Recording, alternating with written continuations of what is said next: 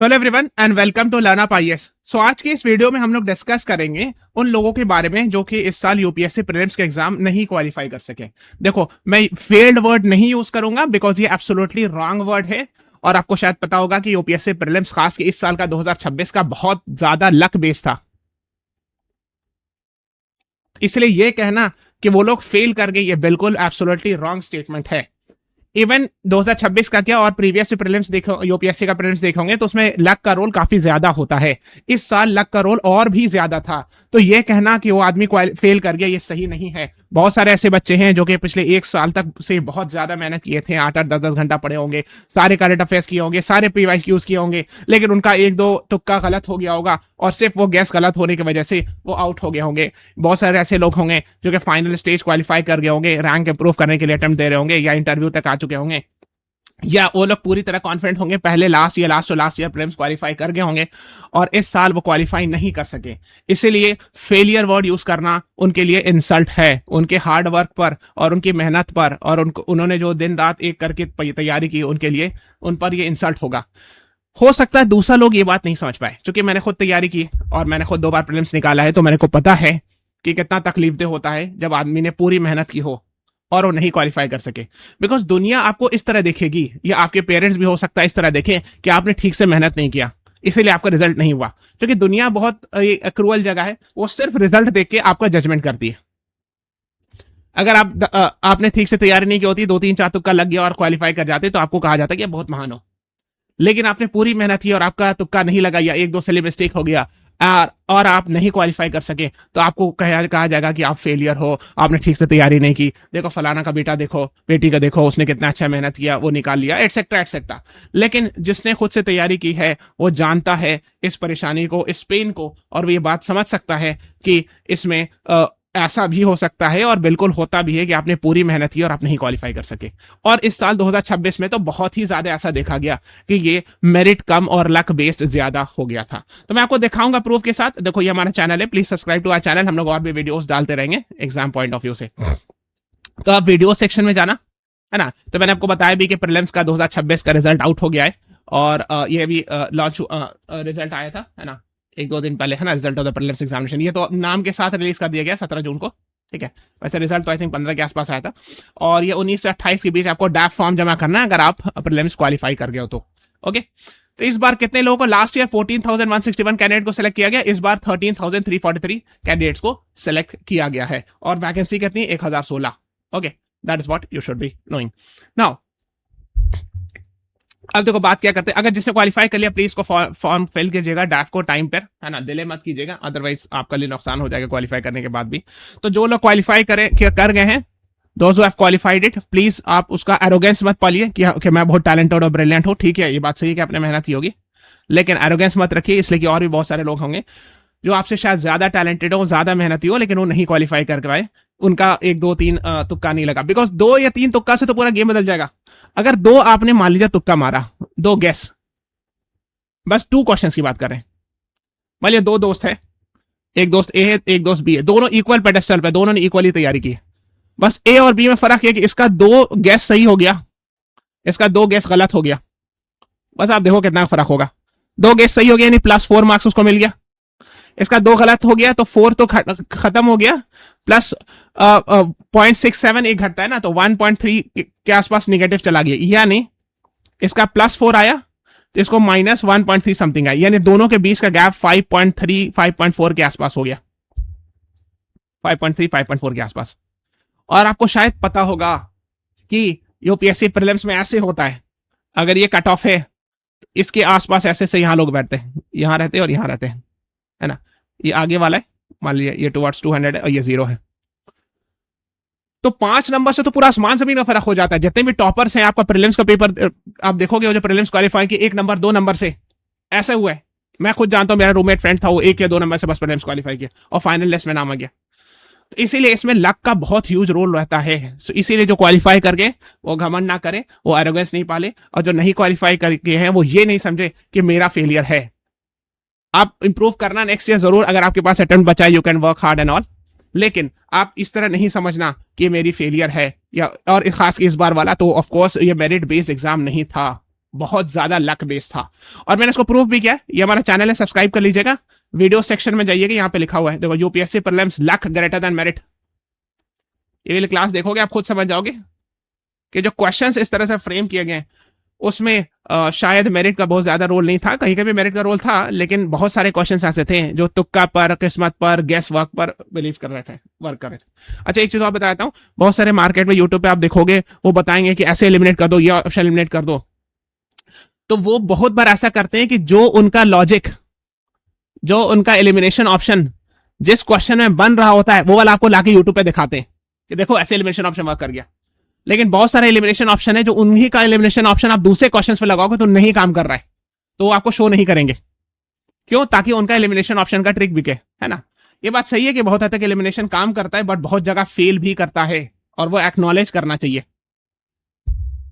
Okay, मैं क्यों बता रहा हूं, बिकॉज कई बार यूपीएससी ऐसे फ्रेम करती है ऑप्शन, जैसे इस बार क्वेश्चन आया था ऑल लिखा हुआ था उसको सही मान लिया, इम्पॉसिबल लिखा हुआ था उसको सही मान लिया क्रिप्टो करेंसी के क्वेश्चन में, मैंने इसमें दिखाया भी।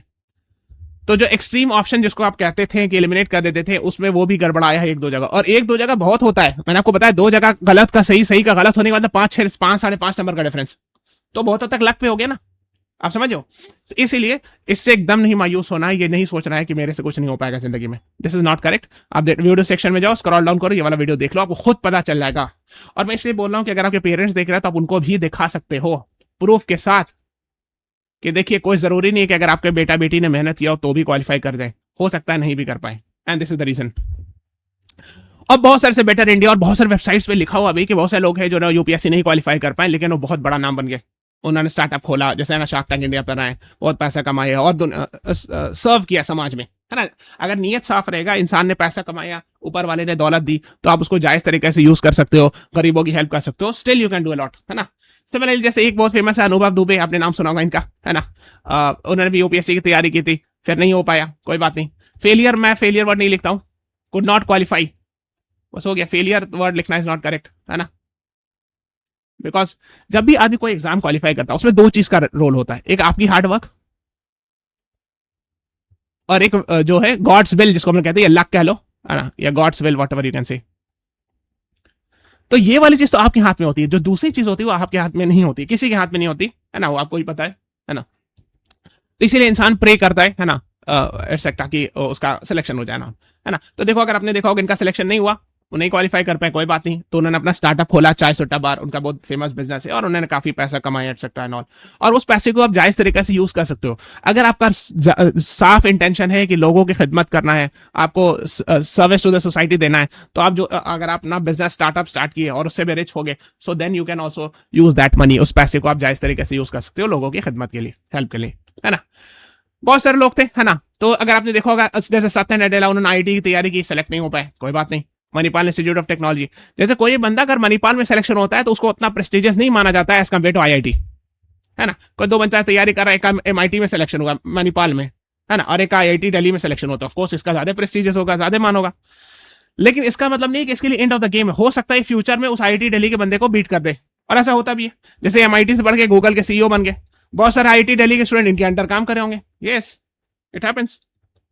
तो ये हर बार होता है, ऐसा कोई नई चीज नहीं है कि अगर एक एग्जाम के फेलियर जो होता है, कहा जाता है रिजेक्शंस और रीडायरेक्शंस बाय द गॉड, ठीक है। तो इसीलिए ये नहीं समझना है पहले, अच्छा दोस्त जिनका अटेम्प्ट खत्म हो गया वो ऐसा एकदम नहीं सोचे कि अब मेरे पास कोई ऑप्शन नहीं है, बहुत जिंदगी बहुत लंबी है, हो सकता है आप मालिक से आपके दोस्तों से क्वालिफाई कर गया, आईएएस आईपीएस बन गया, आप नहीं कर पाए, और हो सकता है आप ज्यादा टैलेंटेड हो, ये भी होता है, मैंने अपनी आंखों से देखा है, मोर टैलेंटेड है, मोर नॉलेजेबल है, नहीं क्वालिफाई कर पाए, उससे कम सलाहियत वाला क्वालिफाई कर गया, यस इट हैपेंस। इसी को कहते हैं लक, इसी को कहते हैं गॉड्स विल,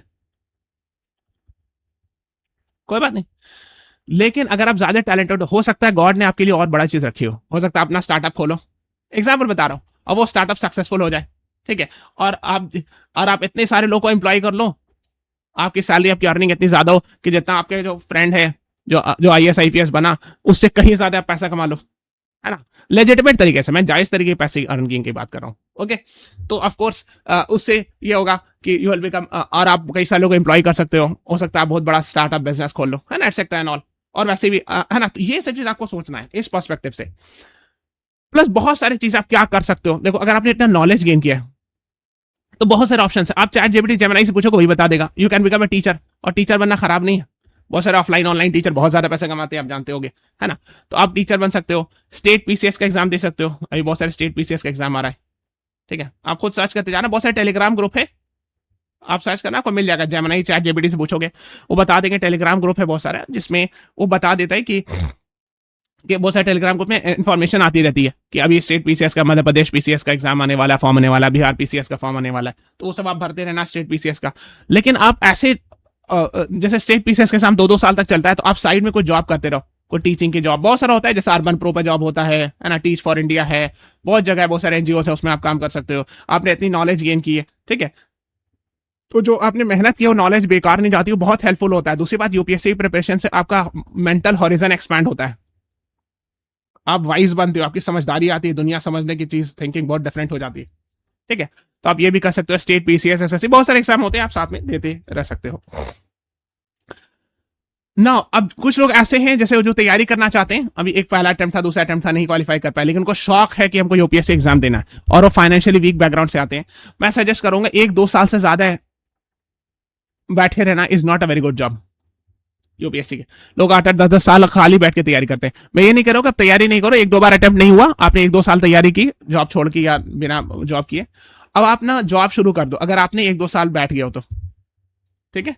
और साइड में अब तो ऑनलाइन जमाना है, ऑफलाइन ऑनलाइन जमाने में बहुत फर्क होता है। ऑफलाइन क्लास में आपको जाके क्लास करना होता था, ऑनलाइन में अब जब चाहो आपको रिकॉर्डिंग वीडियो मिल जाएगा, बाद में शाम में देख सकते हो जब आपको ऑफिस से फुर्सत हुई, टाइम बचता है, आपको कोचिंग जाना नहीं होगा, आना नहीं होगा, या खुद से पढ़ना है तो आपको बहुत सारे इंटरनेट्स पर अवेलेबल है, बहुत सारे वीडियोज एक्सेट्रा।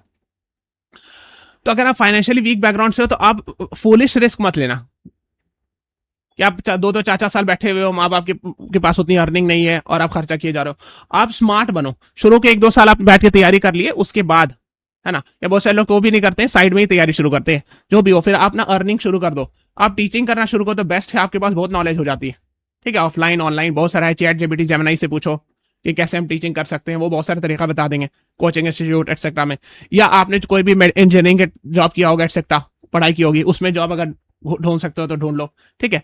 या जो भी और अदर प्रोविजंस है, तो उसमें ये होगा कि अगर आप साइड में जॉब करें तो आपको ना एक शॉक एब्जॉर्बर रहेगा, तो आप टेंशन, आप पे लोड बहुत ज्यादा नहीं रहेगा, और आप साइड में तैयारी करते रहोगे, ठीक है।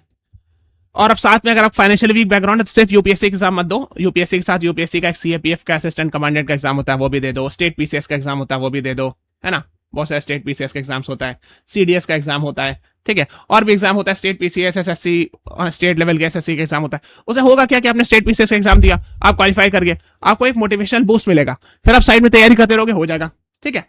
ऐसे तैयारी करना, बहुत सारे लोग क्या करते हैं कि 4-4, 5-5 साल बैठे रहते हैं, सिर्फ यूपीएससी के एग्जाम दे रहे होते हैं और बहुत पैसा खर्च कर रहे होते हैं, ये नहीं सही है।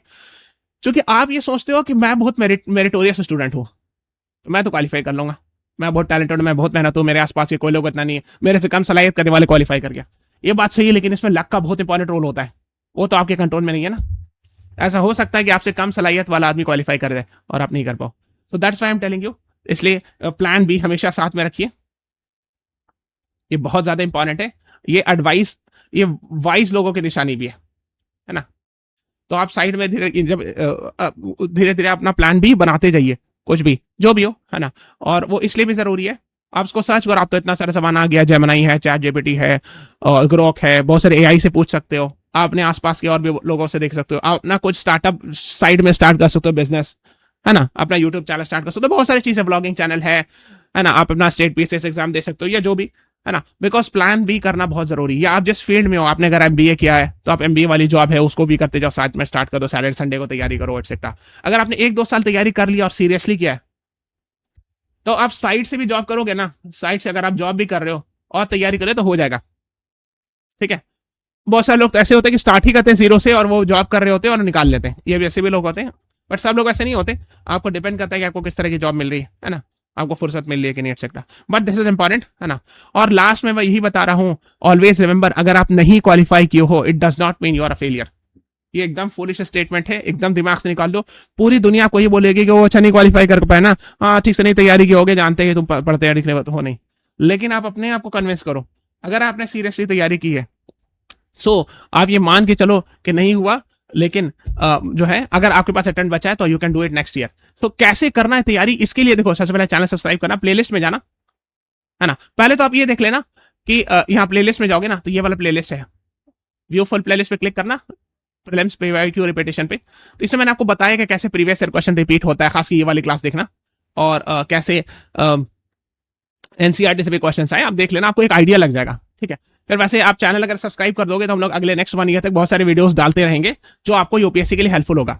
अच्छा देखो, मेरा जो भी वीडियोस डाला हुआ होता है वो यूपीएससी के पर्सपेक्टिव से होता है, ऐसे नहीं है कि सिर्फ हम जो चाहे कचरा डाल दिया। जैसे all about FIFA world cup. अब आप सोचोगे फीफा वर्ल्ड कप पर सर वीडियोस बना रहे हो क्यों, ये यूपीएससी का काम कर दोगे, इसको क्लास क्लिक करोगे तो आपको पता चलेगा कि इसमें से क्वेश्चन आया स्पोर्ट्स से 2021 प्रीलिम्स में, मैंने क्वेश्चन दिखाए भी हैं कि स्पोर्ट्स से ओलंपिक हो रहा था, ओलंपिक से उन्होंने क्वेश्चन पूछा। ठीक है, वीडियो सेक्शन में जाके देख सकते हो। सिमिलरली G7 समिट, तो ये मैंने क्यों बताया, बिकॉज G20 पे क्वेश्चन आया था 2-3-4 साल पहले प्रीलिम्स में, तो G7 पर भी क्वेश्चन आ सकता है, उसी टाइप की चीज है। इसको क्वेश्चन को मैंने डिस्कस भी किया यहाँ। फिर सिमिलरली अगर आप स्क्रॉल डाउन करोगे वीडियो सेक्शन में, तो जैसे मान लीजिए ये है Ebola, Ituri province match the following में आया था 1-2 साल पहले, और अभी जो इबोला को public health emergency of international concern declare किया गया, वो क्या है, वही इतोरी प्रोविंस वाला जो इबोला है उसी को डिक्लेयर किया गया, वो डेमोक्रेटिक रिपब्लिक कॉन्गो एटसेट्रा में। तो इसका प्रीलिम्स का प्रीवियस ईयर क्वेश्चन यहाँ मैंने डिस्कस किया। तो मैं जो भी वीडियोस डालते जाऊंगा वो प्रीलिम्स के क्वेश्चंस मैं दिखाते जाऊंगा कि देखो इस तरह के क्वेश्चंस आए, इस टाइप के क्वेश्चंस आए, तो आप इस लाइन में तैयारी करो। ठीक है, तो इसीलिए आप इस चैनल सब्सक्राइब कर लेना, आपको बहुत बेनिफिट होगा, है ना, अगर आप नेक्स्ट ईयर अटेम्प्ट कर रहे हो। तो gradually keep on working, improving yourself, आप इंप्रूव करते जाओ। और ऑफ कोर्स लक का रोल होता है, जो बात रही है बोलेंगे, हम ये नहीं बोलेंगे कि हाँ एकदम परफेक्ट है, आप तैयारी करोगे गारंटीड है निकल जाएगा, नहीं, हम आपको गलत बात नहीं बताएंगे, एकदम सही बात बताएंगे। अगर आप नेक्स्ट ईयर आपके पास अटेम्प्ट बचा है, आप जरूर तैयारी करो, लेकिन अगर आपने 1-2 साल तैयारी कर लिए तो आई वुड से कि आप जॉब ज्वाइन कर लो, अर्निंग जरूर करो, side earning is very important, उससे आपको इमोशनल सपोर्ट मिलेगा, आपको ये फील होगा कि आप माँ बाप से पैसा नहीं ले रहे हो पढ़ाई करते वक्त, या हो सकता है अगर आप अच्छी जॉब मिल जाए तब तो और अच्छा है कि आप पेरेंट्स को सपोर्ट भी कर पाओगे, तो आपको एक इमोशनल बूस्ट मिलेगा, तो उससे आपकी तैयारी में हेल्पफुल होगा। क्योंकि आपने अगर 1-2 साल तैयारी कर ली है तो आपने काफी हद तक कुछ पढ़ लिया होगा, बस आपको रिवाइज करना है, कुछ थोड़ा बहुत पढ़ना है और वो होते जाएगा साथ में। ठीक है, that's why I am suggesting you, है ना। So this is all about today's class, thank you everyone, thanks for watching, have a nice day.